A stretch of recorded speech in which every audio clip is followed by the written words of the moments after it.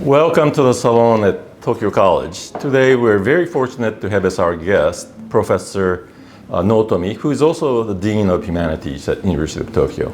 Thank you, Professor NOTOMI, for coming. Thank you very much. I'm very happy to dialogue with you. Well, you're a great expert on Plato, of course, and your PhD dissertation on his dialogues, The Sophist, is an excellent reading of that, relatively well-known dialogue. But the question I want to ask you to begin is, why was Plato so wary of the Sophists? And I did my undergraduate and master's course here in Tokyo University, and the department of philosophy. And our philosophy department is notoriously only Western philosophy. This is very Japanese,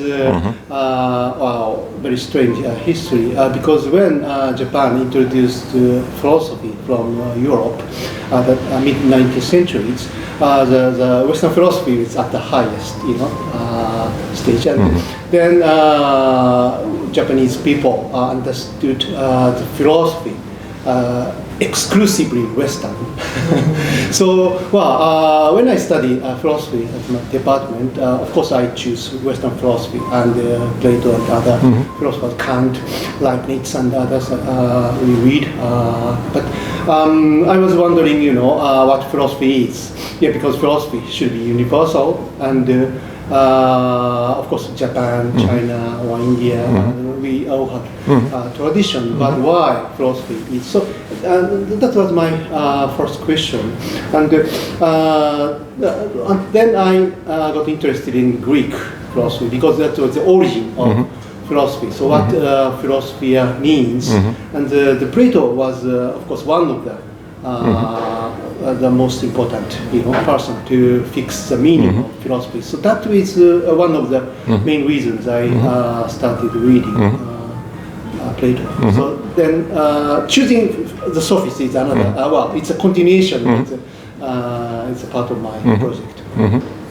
But Plato is extremely insistent on criticizing or almost denouncing other forms of or genres of thought. I mean, sophists in particular, but also, poets and so on. So why was he so insistent on protecting the integrity of philosophia? Yeah, that is exactly my question. When Plato first defined philosophy, that is very exclusive. Poetry, literature, exclusive, maybe religion and rhetoric and history, maybe. So that's the why. So the concept of philosophy is so narrowly defined. That is my question. And I found that Plato was a kind of struggling to establish a new concept of philosophy by criticizing others. So we take it for granted that philosophy is different from literature, poetry, rhetoric, and others. But in the 5th century BC, that's not true, not at all. The intellectuals had a conversation with each other without any disciplines. So then the Plato's strategy to define philosophy should be, I thought, should be criticizing others. So what kind of criticism and why Plato criticized them? So that is my question. So then Sophist is the hardest target, and because the Protagoras, Gorgias, and other Sophists are more influential than Socrates. So, yet, there's kind of an imperialist thrust in Plato, right? Because in some way, the most prestigious discourse, if you will, was Homer and Homeric poetry, and religion on the other hand. And furthermore, in the following dialogue, of course, he writes statesmen. But there's a sense in which, his ultimate goal is for philosopher to dominate everything, in the concept of the philosopher king. First, the concept of philosophy which Plato introduced was quite different from ours. So the one of the important reason is, of course, cultural backgrounds are different. I said that the 5th century BC's intellectuals are more freely discussing with each other. And you mentioned Homer. Homer was the cultural background, so that includes everything. So that kind of cultural atmosphere is quite different from our station. We have universities, disciplines, academic disciplines, separated from each other. So that is very different. But on the other hand, Plato wanted to show something different in philosophy. What poets or what rhetoricians do, what politicians do, that the philosophy should be different from others. So that was the original plan of Plato's discussing, writing dialogues, I think. Well, that's very interesting, isn't it? Because in a way, it's sort of like it's about his. He realized that he had to be different. Yes. Right. Yeah, in a sense, yes. Because of the way the context, intellectuals communicated with each other, which I'm sure was a lot more kind of, there was a lot more blurred kind of boundaries, if there were any boundaries. Yes, mixed. Yeah, exactly. Yeah. The 5th century BC, the highest time of the Athena, Greece Athena, was I think cultural, the most flourishing period in the history. So then the intellectuals come from everywhere to discuss everything. So that is, in a sense, it's a very positive side. But the other side, of course, everything goes. Anything goes. That's some. For example, rhetoric. The democracy needs rhetoric because in the assembly or in the court or everyday life, people need the skills of speaking. But that kind of rhetorical art can be used both sides, in a good way, but also a very dangerous way. So Plato is facing that kind of problems in society, and of course, Plato himself is a good rhetorician, I believe. Right. But what is rhetoric?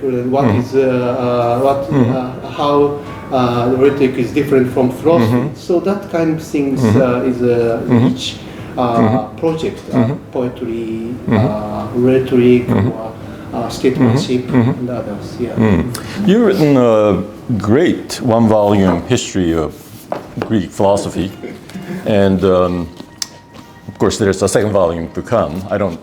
I think you're very busy right now, so I'm not sure how much progress you've made, but one of the questions you've struggled with, I think, is the birth of philosophy. And there's a sense in which I think you read very widely, so you say a lot of interesting things. But at heart, I think you come back to Plato's sophist at some level, that the fundamental distinction, if you will, is between episteme and doxa, knowledge, or if you will, and opinion.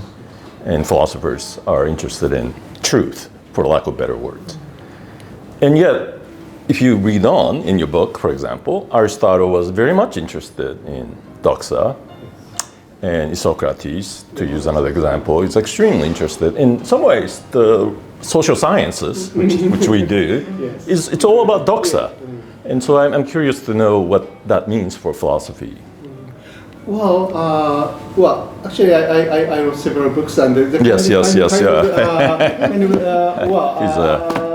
progress in a sense, because the first, my project was. How Plato distinguished from philosophy from the sophistry. So the sophistry is a kind of the anti-philosophy or non-philosophy. And then I discussed in the who is sophist, the other side, what the actual sophist did.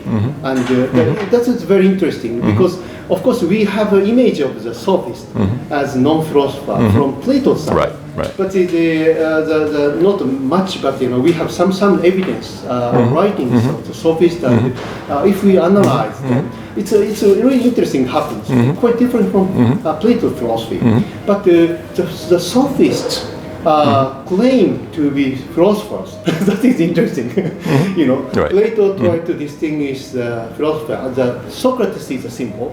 Socrates is a modern philosopher, and distinguished from the sophists. But sophists themselves believe they're doing good things for the society. Yes, right. And their way of thinking is quite proper and good way. So then I try to put together and think what's happening.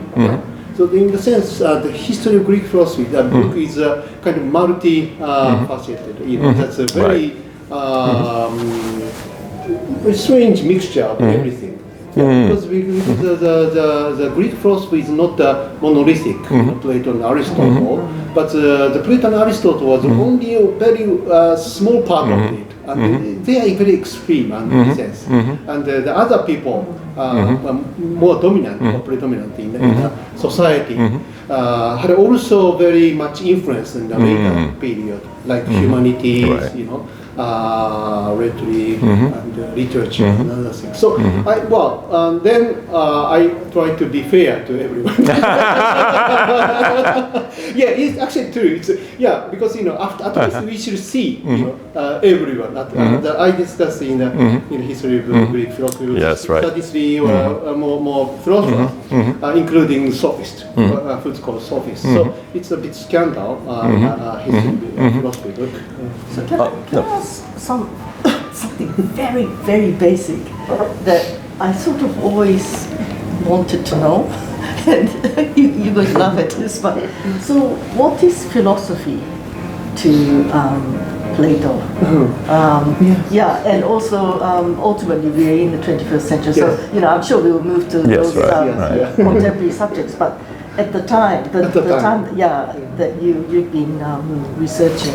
The very original, I think, sense of philosophy is like what Socrates said, to live well, and to care for the soul, those kind of things. So a kind of way of living, and of course that is closely or very closely connected with searching for the truth, of course, because living well, we have to be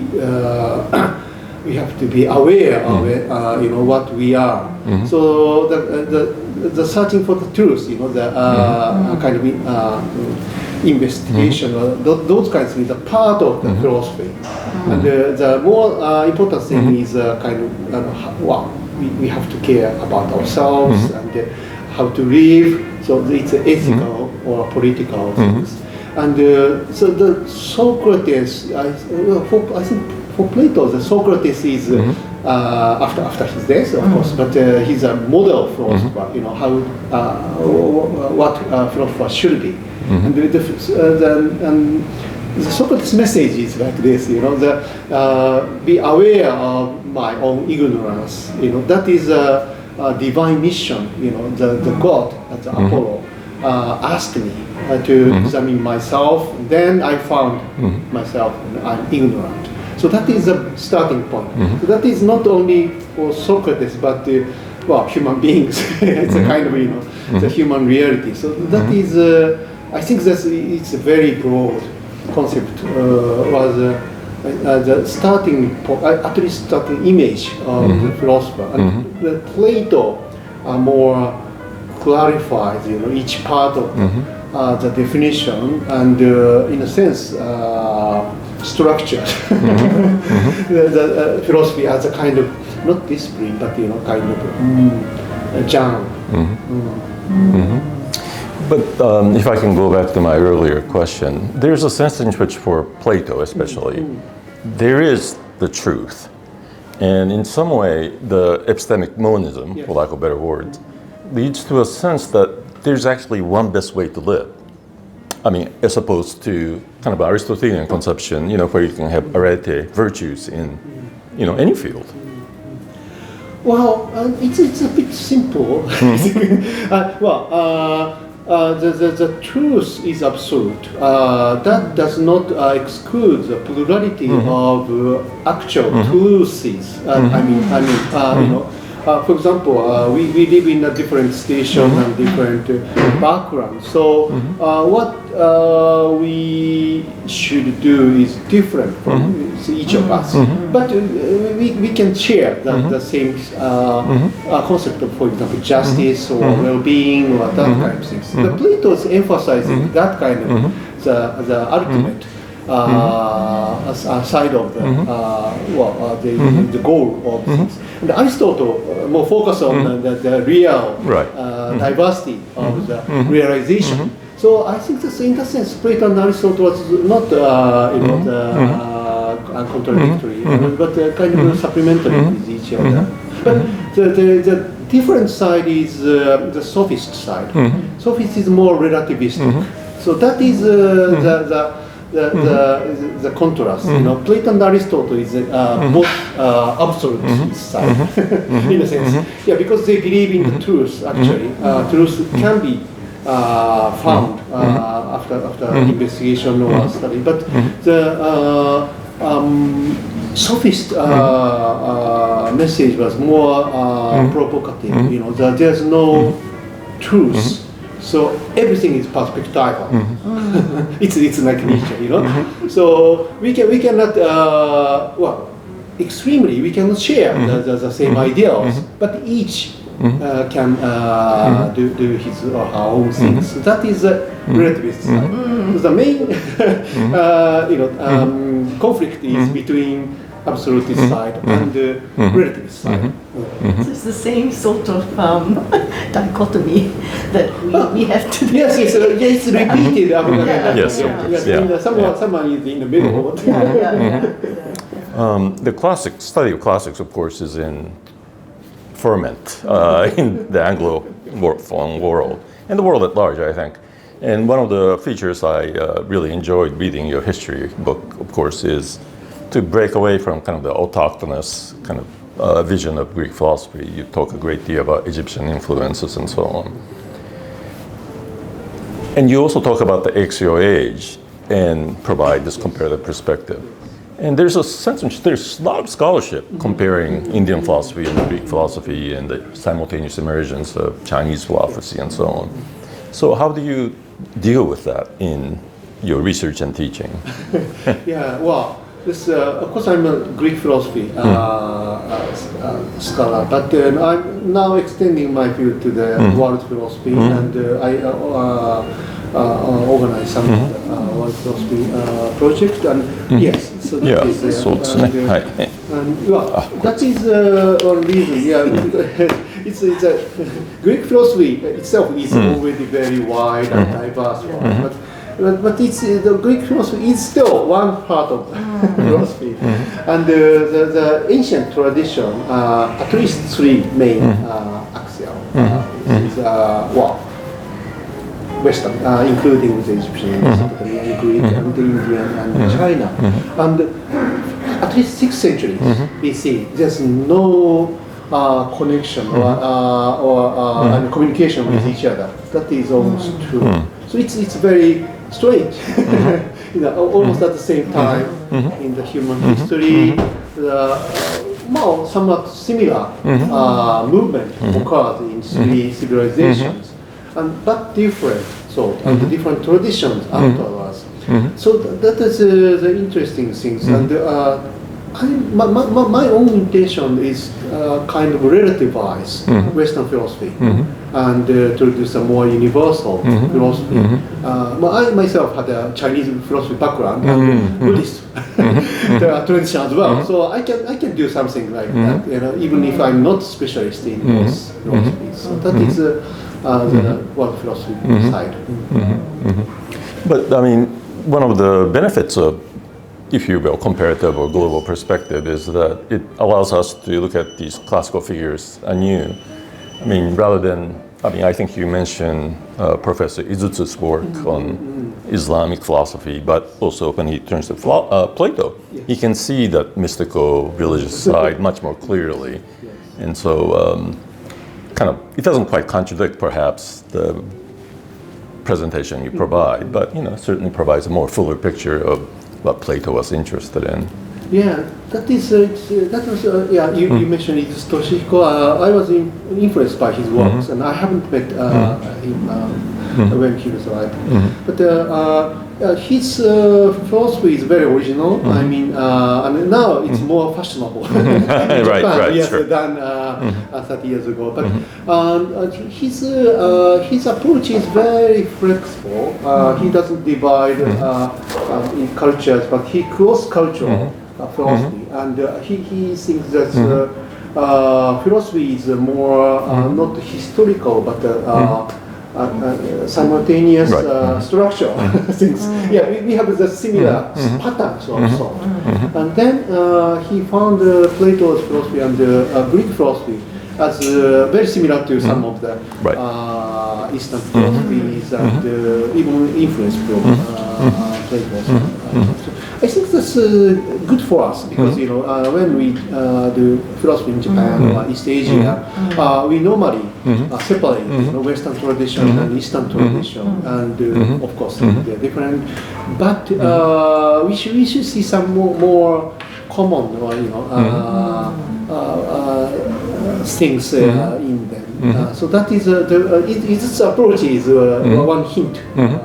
Interesting hint. Well, sometimes I think he's a bit too extreme. Right. So how does that work with the idea of philosophy as a university kind of based discipline? The academism and all this kind of thing, and the fact that you yourself were educated here at the University of Tokyo, and that the university essentially taught you Western philosophy, right? So I, like personally, I think it's wonderful that there is this kind of recognition that it's not just about Western philosophy, because this is the problem that we face in almost all disciplines. Humanities. Yeah, exactly. Humanities and social sciences as well. So I just wondered what your take is on this. Thank you very much for the question. One is, of course, that your question has a few different problems. I mean, one is, of course, is our university system. Academic things is now from Europe and everywhere, but that is different from the original philosophy. So that is one side. The other side is, of course, Western and cultures. And Greek philosophy, for example, French philosopher Pierre Hadot, he discussed. He's a specialist in Protagoras, and he discussed the ancient concept of philosophy is quite different from ours. He emphasized on the living aspect of the more. He says exercice spiritual, exercise, spiritual exercise. So the philosophy is not just study. Study is a part of that. But the philosophy is how to live. So some philosophers didn't write anything. Some philosophers do some practices more than writing. So that is the original form of even Western philosophy. The probably 17th century, 18th century, 19th century, the universities, modern universities, make philosophy as a discipline, not just discipline, but one of the disciplines. So that is the problem for us. Then, my colleagues and my students study very, of course, very specified topics and write essays and the published books, and so that is not exactly the same as Asian philosophy. So that is one side, and the other side is, of course, West East problem. So my aim or my plan is to, of course, to change that situation. One is for that philosophy. It's not just university discipline. It's more everywhere. I mean, all disciplines, and not only universities, but fine arts, or everyday life, maybe economy or politics and everything. So I think that's broaden the capacity of philosophy. Is I think that's important to do. Of course, the discipline should be preserved, protected in a way. But it's this idea of philosophy as not only kind of theoretical concerns, but practice, isn't it? Because it's way of living, right? Yes, yeah. That seems to be a kind of much more experiential side of. So you kind of think, obviously, but you also kind of act like that, isn't it? I don't know. Maybe I'm getting it. Yeah. No. You're right. That is ancient philosophy, and of course, people discuss, write books and theories, but the main concern is, those theories or theoretical side should be contributed to the whole of philosophy, or at least is compatible with practical philosophy. One of the many features I liked about your big history book is that you have snippets. He provides snippets of Japanese studies of classical philosophy and talk about, seminal works by Tanaka Michitaro and so on. One of the things that I was curious about is that in earlier period, especially pre-war period, of course, the German influence was great. There's a famous book about tyranny of Greece over Germany. And one of the ways in which classics became so important is that for German academics, this was the foundation, as you say, of all way of thinking. But, you yourself studied at Cambridge. In 19th century, of course, was considered basis for great prime ministers like Gladstone and so on. But in 21st century, with kind of Anglo-American dominance, it's hard to escape the feeling that the field is less important, less central. And I'm curious to know what you think about that in Japan in particular. You mean Greek philosophy? Yeah, Greek classics in general, but also especially Greek philosophy. Well, it's generally speaking, the young people are less interested in history. Right. I'm sorry for saying Yeah. But yeah, because history not only is studying philosophy, but the past. For example, philosophy department used to be the more histories of philosophies, as not only ancient but medieval, modern. But now, more than half of the students, graduate students, studying contemporary philosophy. So contemporary philosophy do not have to know the past. Analytic philosophies and practical applied ethics and other things. So I think that is the trend now. And of course, we have many problems, serious problems facing. So it's good things in a way to focusing on the actual problems. But on the other side, the humanities, the virtue of humanities is looking at the past and to study from the past. So I think this, in that sense, classics is a kind of the one of the most rich disciplines as contributing to that kind of aspect. I think I'm a bit worried about the decline of the study, not only in Japan but in Europe and America. Not only in the university but in the society as a whole. You mentioned Tanaka Michitaro. Tanaka Michitaro was very popular and after the World War. Normal, ordinary people. Strangely, ordinary people read Tanaka Michitaro's essays in a ordinary journal. But now, my colleagues and myself not so influential. Well, you write books on how to have conversations. So, but I think one of the things that strikes me as an outsider coming to Japanese academic life is that there's a great tradition of classical studies, especially of Greek philosophy in Japan, and yet in part because I feel that the study of classical languages is not disseminated. So you talk about British analytical philosophers, but they all read their classics. They all knew Latin certainly, and probably Greek too. But in Japan, especially now, it seems people write these books on Greek philosophy without knowing any Greek. And yet they are the ones who are read and, well, it's a harsh way of saying, but, kind of disseminate misinformation, if you will, about Greek philosophy. Wow. Greek and Latin are difficult. So I don't compel students, all students to study. And,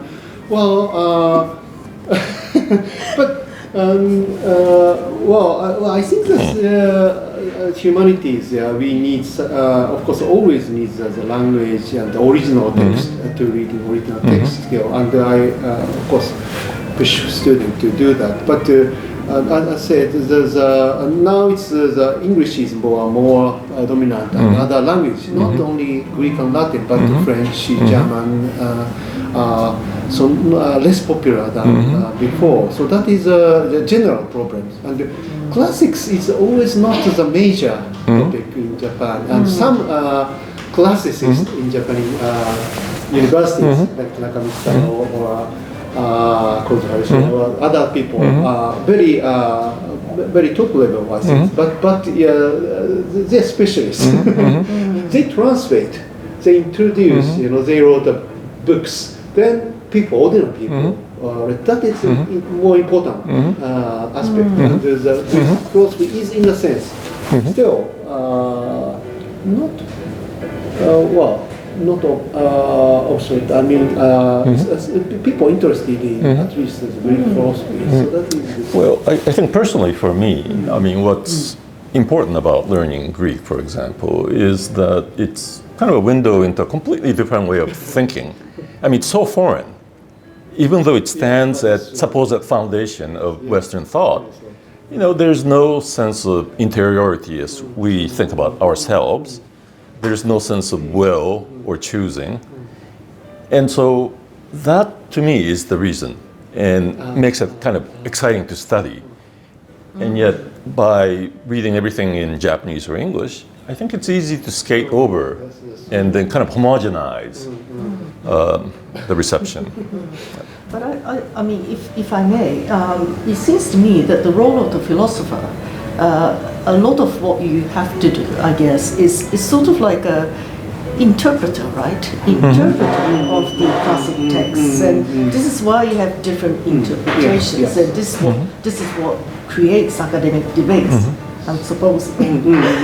So I just kind of wondered that analytic philosophy, for example, maybe the reason why it's become quite popular, mainstream and everything, has to do with the fact that maybe analytic philosophers think that they're sort of creating new knowledge, new kind of, whereas if you study the history of philosophy, then it's sort of, they might actually think that you're not creating original knowledge. I don't know.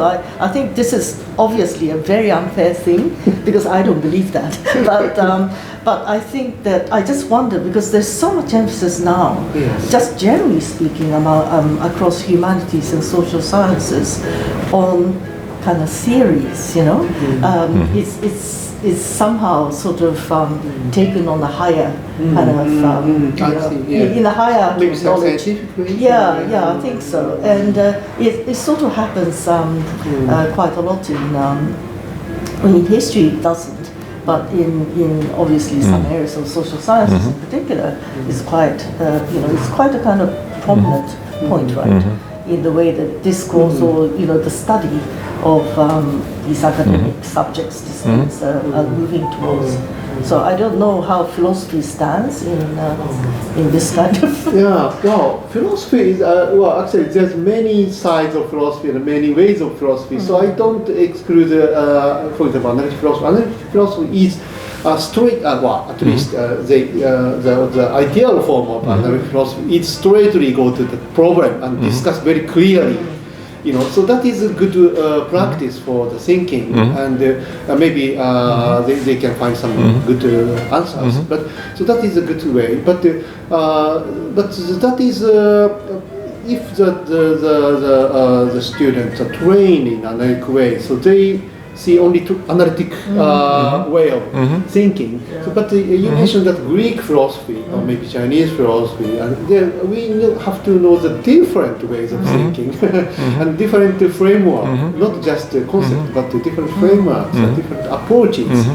So I think this is the philosophy in a broad way, but especially history philosophy is very important, still very important to that kind of practice of our thinking. And you are right that of course original Greek. Still, I'm reading it every week with my students and find a new meaning from each line of Plato's passage. So that is fascinating. But we have a limit, ability. The language ability is limited, time is limited. So I think that the specialist, the role of specialist is try to